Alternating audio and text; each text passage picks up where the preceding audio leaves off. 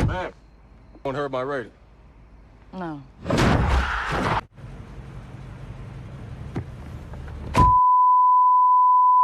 Halo Babaners dimanapun kalian berada, kembali berjumpa dengan saya manusia yang pakai sarung tapi tidak pakai kolor. Gimana kabar anda semua? Sehat? Mental aman? Gimana? Masih suka spill foto di instastory buat diliatin orang-orang?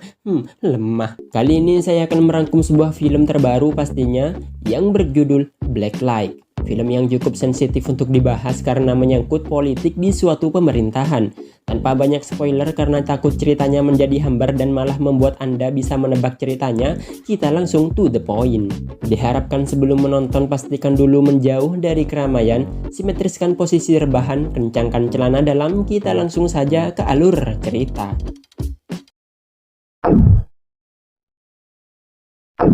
Film diawali dengan pemimpin demonstran yang sedang orasi di hadapan para demonstran lainnya. Dia bernama Sofia, seorang influencer, selebgram, dan calon istri saya. Di hadapan Gedung Putih, mereka menuntut sistem pemerintahan yang adil dan tidak korup karena rakyat sudah muak menelan janji-janji manis tapi tidak ada bukti nyata. Tapi maunya 3 periode. Kita juga diperlihatkan dengan salah satu demonstran pria yang terlihat sangat mengagumi keberanian sosok Sofia ini. Orasi Sofia mendapatkan tanggapan positif dari kalangan bukan pejabat dan mereka juga mendukung Sofia dalam gerakan ini. Namun tiba-tiba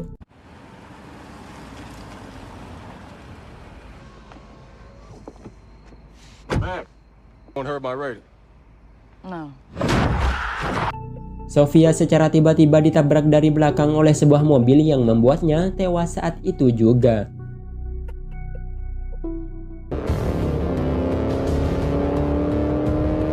Scene kemudian beralih pada aktor utama kita di mana kalian sudah tahu aktor yang satu ini. Ya, dia adalah Liam Neeson, mantan guru penjaskes saya waktu di SD. Tapi di film kali ini, ia berperan sebagai Travis Block bukan Travis Scott. Travis menuju ke suatu tempat di mana orang-orang sedang mengamuk meminta orang yang berada di dalam rumah untuk keluar. Entah apa masalahnya namun bisa dipastikan orang-orang itu ngamuk bukan karena kalah sabung ayam. Orang itu adalah agen Davidson dan tugas Travis di sini adalah untuk menyelamatkan agen itu dari amukan massa. Travis pun langsung mengatur rencana dengan memanfaatkan barang yang ada di sekitarnya dengan mengambil 2 tabung gas LPG yang harganya 19.001. Kemudian meledakkan perahu dan rumah di sana.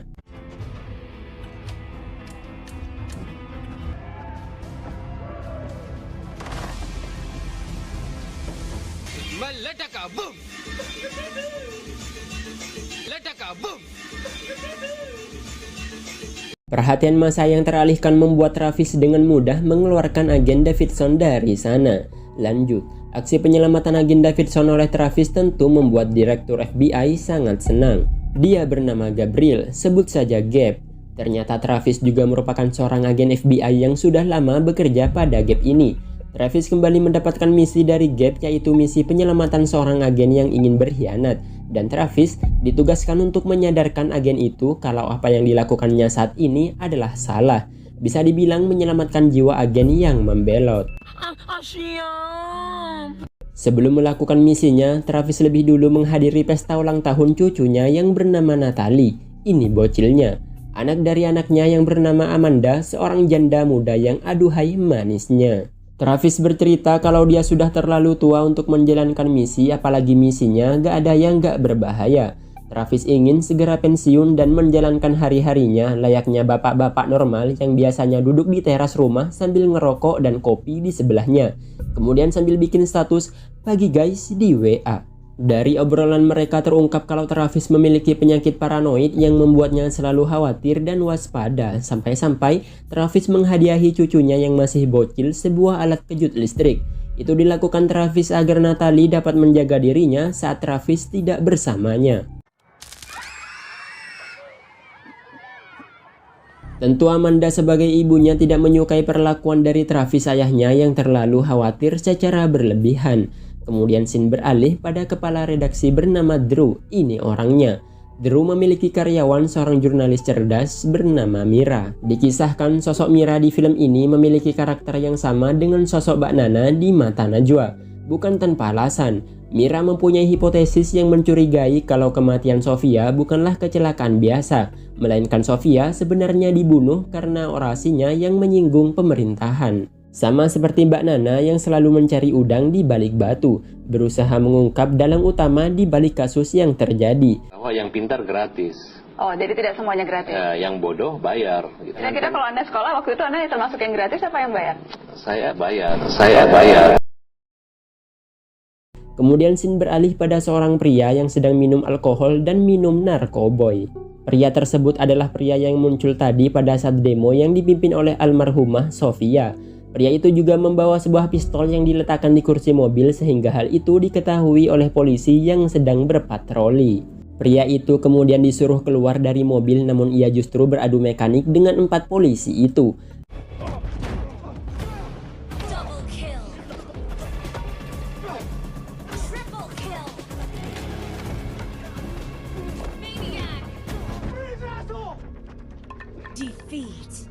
Akhirnya pria itu ditangkap oleh polisi dan dibawa ke sel penjara. Pria itu ternyata juga seorang agen FBI yang sedang menyamar untuk misi khusus. Ia biasa dipanggil sebagai Dusty yang artinya berdebu. Perlu diketahui, Dusty adalah agen FBI yang dimaksud Gabe telah melakukan pembelotan kepada organisasi FBI. Dan Travis ditugaskan untuk menyelamatkan jiwa Dusty yang tersesat. Travis menceramahi Dusty bahwa Dusty tidak berpikir jernih dan apa yang dilakukannya saat ini adalah salah. Belum diketahui pasti apa alasan Dusty membelot dari FBI. Walaupun saya tahu, tapi saya pura-pura tidak tahu. Saat perjalanan, Travis ingat bahwa dirinya ada janji untuk menjemput cucunya di sekolah. Travis memutuskan untuk mampir sebentar dan meninggalkan Dusty dengan tangan yang terborgol di mobil. I don't know. I need you to know. Namun saat Travis kembali ke mobilnya, ia menemukan Dusty yang berhasil melarikan diri dan tengah mengemudikan sebuah truk sampah. Saat aksi kejar-kejaran terjadi, Dusty sempat-sempatnya menelpon Mira si jurnalis, di mana Dusty mengaku kalau dia punya berita penting.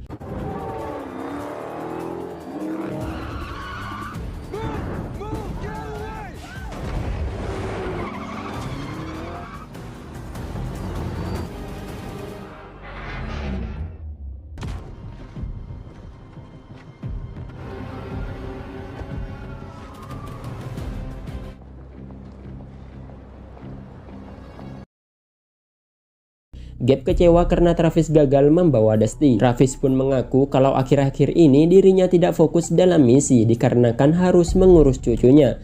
Travis juga meminta untuk mengundurkan diri karena bagaimanapun juga dia sudah terlalu tua untuk melakukan misi-misi berbahaya. Yang dia inginkan saat ini hanyalah berkumpul bersama cucu dan anaknya. Karena bagaimanapun juga keluarga tetaplah nomor 1. Karena kalau nomor 2 itu Pak Prabowo dan Sandiaga Uno. Wow. Gabe yang mendengar itu menolaknya dan menyarankan Travis untuk mengambil cuti saja. Di kantor, Mira mulai mencari informasi tentang Dusty yang ingin berbicara kepadanya. Dia meminta izin kepada Drew, bosnya, untuk mendapatkan informasi dari Dusty. Kemudian scene kembali beralih pada Travis yang berada di rumah Amanda sedang memasang CCTV. Kehadiran Travis di rumahnya yang tiba-tiba memasang CCTV tanpa seizinnya rupanya tidak disukai oleh Amanda. Amanda marah kepada ayahnya itu dan menyindir bahwa penyakit paranoidnya telah kambuh. Malamnya Travis mendatangi Mira dan menanyakan tentang hubungannya dengan Dusty. Mira menjelaskan bahwa saat ini dirinya belum mendapatkan informasi apapun dari Dusty. Travis juga meyakinkan Mira agar tidak terlalu berhubungan dengan Dusty. Itu dikarenakan mental Dusty cenderung tidak stabil dan berbahaya bagi Mira. Travis juga memberikan kartu namanya jika sewaktu-waktu Mira membutuhkannya. Di rumah, Dusty pergi dengan sebuah data yang ia janjikan akan diberikan kepada Mira. Namun belum sempat ia keluar, tiba-tiba Dusty dihadang oleh 2 orang misterius yang sepertinya sudah tahu isi dari data tersebut. Mereka mencoba menghalangi Dusty hingga terjadi aksi baku tembak antar mereka.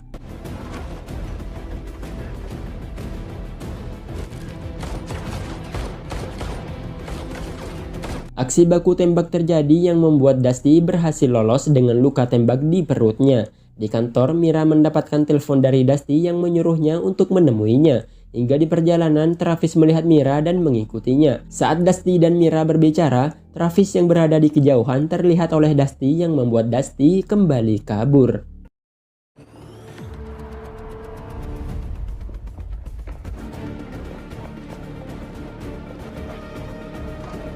Aksi kejar-kejaran pun kembali terjadi, hingga akhirnya Dusty berhasil ditangkap oleh Travis.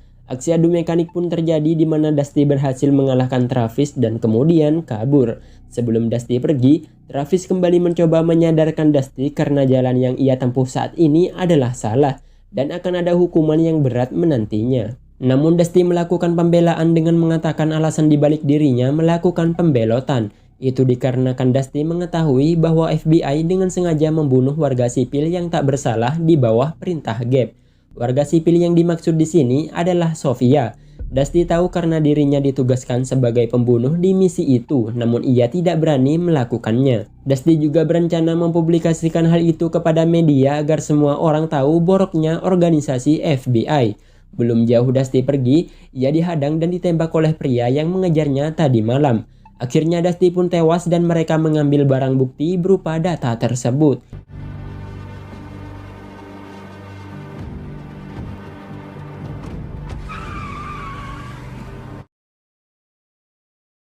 Pemakaman Dusty sebagai salah satu agen FBI pun berlangsung. Kemudian Gabe menghampiri Travis dan memintanya untuk tetap fokus dan melupakan masalah Dusty. Travis kemudian menemui Mira dan bertanya informasi apa saja yang diberikan almarhum Dusty kepadanya. Dari catatan Mira diketahui adanya operasi U atau operasi Unity. Belum diketahui pasti apa maksud dari operasi Unity yang disampaikan almarhum Dusty. Namun Travis menyimpulkan kalau operasi itu adalah operasi rahasia FBI di mana Travis yang juga merupakan agen FBI bahkan tidak mengetahuinya. Travis kemudian menemui Gabe selaku direktur FBI dan bertanya tentang kebenaran operasi Unity yang membunuh warga sipil atas perintahnya. Travis juga bertanya apakah benar Gabe membunuh Dusty karena Dusty berusaha mempublikasikan operasi Unity tersebut. Mendengar hal itu, Gabe menyangkal tuduhan itu dan memperingati Travis untuk mengingat posisinya saat ini dikarenakan dirinya. Gabe juga memperingati keselamatan anak dan cucu Travis jika Travis bermacam-macam dengannya. Mendengar hal itu, Travis pun marah dan memutuskan mengundurkan diri saat itu juga. Saat Mira sedang cuti, tanpa seizinnya, Drew dengan sengaja mempublikasikan berita yang ditulis Mira yang menyatakan Dusty sengaja dibunuh karena berusaha melaporkan bukti pemerintahan telah membunuh warga sipil. Sehingga hal itu membuat Mira sangat marah kepada Drew. Bukan tanpa alasan, karena berita itu terlalu sensitif untuk dipublikasikan. Drew tidak tahu berita ini berbahaya baginya. Saat pulang dari kantor, Drew menelpon Mira dan meminta maaf soal tadi. Namun dari cermin mobil, ia melihat sebuah mobil SUV dari tadi mengikuti arah kemana ia pergi. Sehingga Drew mencoba untuk menancapkan gas lebih dalam lagi. Namun mobil itu tetap mengikutinya dan bahkan menyerempet mobilnya. Drew terus melaju hingga dia kehilangan kendali yang membuatnya menabrak mobil lain. Orang di mobil hitam pun itu turun dan kemudian membunuh Drew.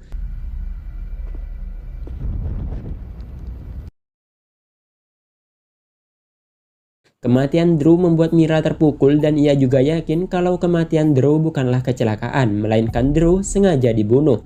Karena sesaat setelah berita tentang Dusty dipublikasikan, tiba-tiba Drew tewas. Mira juga yakin kalau kematian Dusty pasti ada hubungannya dengan Sofia, korban tabrak lari. Namun Mira tidak mempunyai bukti yang cukup. Teman Mira meyakinkan jika Mira menulis berita seperti ini lagi, mungkin saja Mira akan berakhir seperti Sofia, Dusty, dan Drew. Di rumah, Travis yang mendapatkan ancaman dari Gabe mulai khawatir karena Amanda anaknya dan Natalie cucunya tidak ditemukan keberadaannya. Travis mencari jejak terakhir mereka di sekolah, namun pihak sekolah mengatakan kalau cucunya telah pindah yang entah kemana. Penyakit paranoidnya pun semakin menjadi-jadi. Travis pun menemui Gabe dan menanyakan di mana anak dan cucunya. Namun Gabe mengatakan bahwa dia sama sekali tidak tahu tentang mereka. Gabe kemudian mencoba mengajak Travis untuk bekerja kembali, namun Travis tetap menolaknya. Dan di scene ini sebuah fakta terungkap bahwa hipotesis Mira tentang Sofia dan Drew yang dibunuh itu benar adanya dan bukanlah sebuah hipotesis belaka. Mereka sengaja dibunuh oleh dua pria suruhan Gabe yang ternyata juga merupakan anggota FBI. Ini dia orangnya. Dan misi pembunuhan warga sipil itu dinamakan Operasi Unity, persis yang dikatakan Dusty kepada Mira. Misi tersebut dilakukan kepada warga sipil yang memberikan ancaman kepada sistem pemerintahan seperti Sofia dengan pidatonya tentang korupsi dan Drew yang mempublikasikan berita tentang pembunuhan Dusty. Alasan Gabe melakukan operasi itu tak lain agar dirinya mendapatkan kekuasaan dan periode jabatan yang lebih lama. Dusty sendiri dibunuh karena memang dia berusaha mengungkap fakta kejam itu kepada publik agar pemerintahan yang kejam ini dapat segera berakhir. Dan sekarang Travis menjadi target selanjutnya karena telah mengetahui operasi Unity tersebut. Gabe kemudian menugaskan dua agennya itu untuk membunuh Travis. Di sisi lain, Mira berdiskusi dengan dua temannya jika dia tahu kalau Direktur FBI si Gabe adalah dalang di balik semua ini. Mira pun mulai menyusun rencana untuk memberitahu semua ini kepada warga Amerika bahwa pemerintah Amerika telah membunuh warganya yang tak bersalah. Namun mereka butuh sumber yang dapat dipercaya yang berasal dari agen FBI itu sendiri, yaitu Travis. Mira kemudian menemui Travis dan bertanya cara agar kedok dari Gabe segera terungkap. Travis kemudian mengatakan bahwa cara satu-satunya adalah mempublikasikan kebenaran operasi Unity itu sendiri dengan membuktikan adanya berkas-berkas yang berisi rentetan rencana operasi Unity tersebut. Travis yakin kalau berkas-berkas itu Gabe simpan di dalam sebuah brankas di rumahnya. Saat akan pergi menuju rumah Gabe, Travis sadar bahwa saat ini dirinya sedang diburu. Agen suruhan Gabe itu memasuki rumah Travis, namun tentu tak semudah itu mendapatkan Travis. Secara ajaib, Travis sudah berada di luar rumah memperhatikan kedua agen tersebut. Travis kemudian meledakkan mobil agen itu dan pergi menuju rumah Gabe.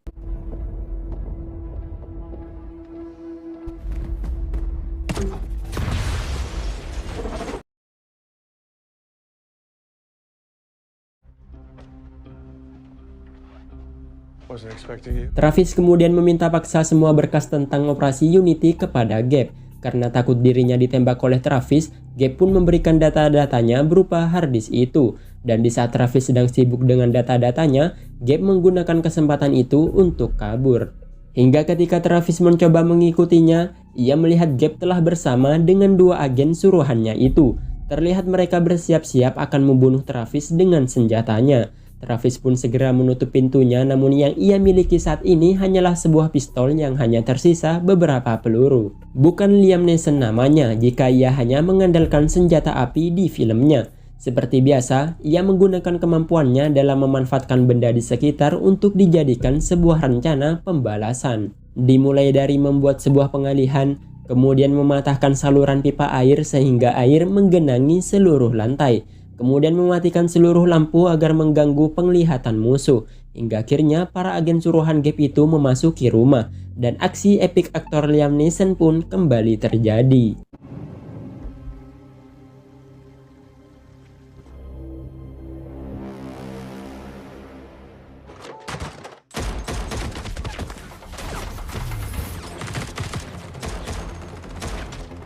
Di tengah baku tembak, Travis mencoba memperingati para agen itu bahwa apa yang dilakukannya saat ini adalah salah.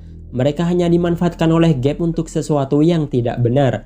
Namun para agen itu tidak mendengarkan nasihat Travis dan tetap melanjutkan aksinya. Dan pada akhirnya, para agen itu pun meninggal.